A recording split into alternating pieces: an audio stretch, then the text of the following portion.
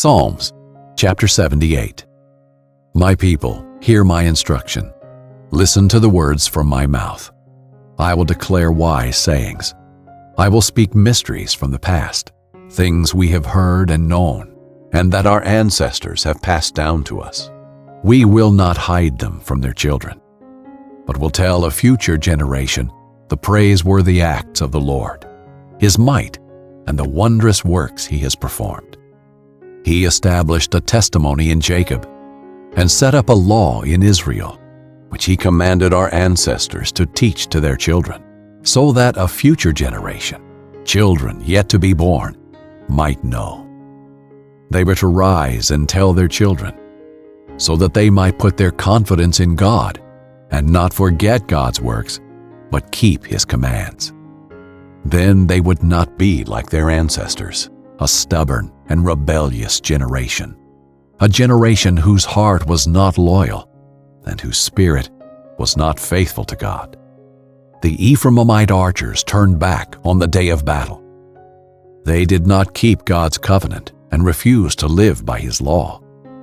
They forgot what He had done, the wondrous works He had shown them. He worked wonders in the sight of their ancestors in the land of Egypt, the territory of Zoan.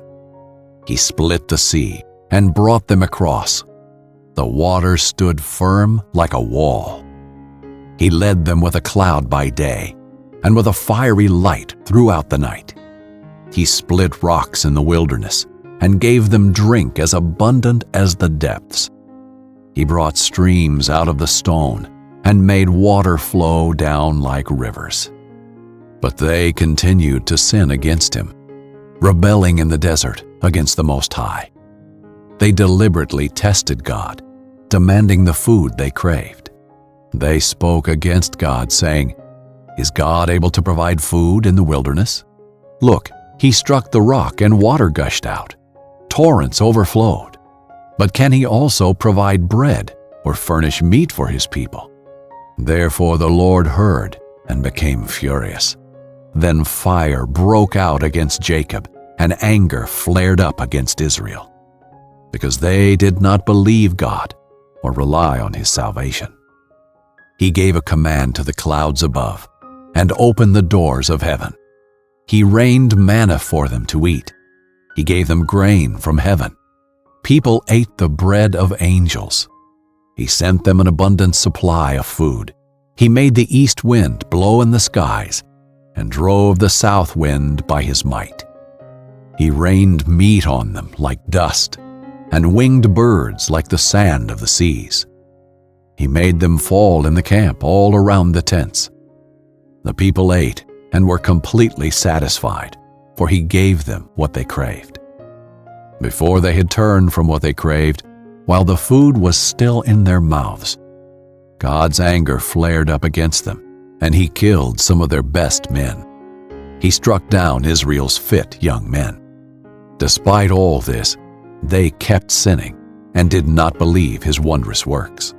He made their days end in futility, their years in sudden disaster. When He killed some of them, the rest began to seek Him.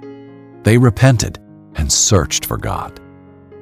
They remembered that God was their rock, the Most High God, their Redeemer. But they deceived Him with their mouths. They lied to Him with their tongues. Their hearts were insincere toward Him, and they were unfaithful to His covenant. Yet He was compassionate. He atoned for their iniquity and did not destroy them. He often turned His anger aside and did not unleash all His wrath. He remembered that they were only flesh, a wind that passes and does not return. How often they rebelled against Him in the wilderness and grieved Him in the desert. They constantly tested God and provoked the Holy One of Israel. They did not remember His power, shown on the day He redeemed them from the foe, when He performed His miraculous signs in Egypt and His wonders in the territory of Zoan. He turned their rivers into blood, and they could not drink from their streams. He sent among them swarms of flies, which fed on them, and frogs, which devastated them. He gave their crops to the caterpillar, and the fruit of their labor to the locust. He killed their vines with hail, and their sycamore fig trees with a flood. He handed over their livestock to hail, and their cattle to lightning bolts.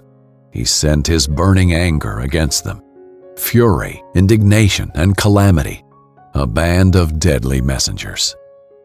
He cleared a path for his anger. He did not spare them from death, but delivered their lives to the plague. He struck all the firstborn in Egypt, the first progeny of the tents of Ham. He led his people out like sheep and guided them like a flock in the wilderness. He led them safely, and they were not afraid. But the sea covered their enemies. He brought them to his holy territory, to the mountain his right hand acquired. He drove out nations before them. He apportioned their inheritance by lot and settled the tribes of Israel in their tents. But they rebelliously tested the Most High God, for they did not keep his decrees. They treacherously turned away like their ancestors. They became warped like a faulty bow. They enraged him with their high places and provoked his jealousy with their carved images. God heard and became furious. He completely rejected Israel. He abandoned the tabernacle at Shiloh, the tent where he resided among mankind. He gave up his strength to captivity and his splendor to the hand of a foe. He surrendered his people to the sword because he was enraged with his heritage. Fire consumed his chosen young men, and his young women had no wedding songs. His priests fell by the sword, and the widows could not lament. The Lord awoke as if from sleep, like a warrior from the effects of wine. He beat back his foes. He gave them lasting disgrace. He rejected the tent of Joseph and did not choose the tribe of Ephraim. He chose instead the tribe of Judah, Mount Zion, which he loved. He built his sanctuary like the heights, like the earth that he established forever. He chose David, his servant, and took him from the sheep pens. He brought him from tending ewes to be shepherd over his people Jacob, over Israel, his inheritance. He shepherded them with a pure heart and guided them with his skillful hands.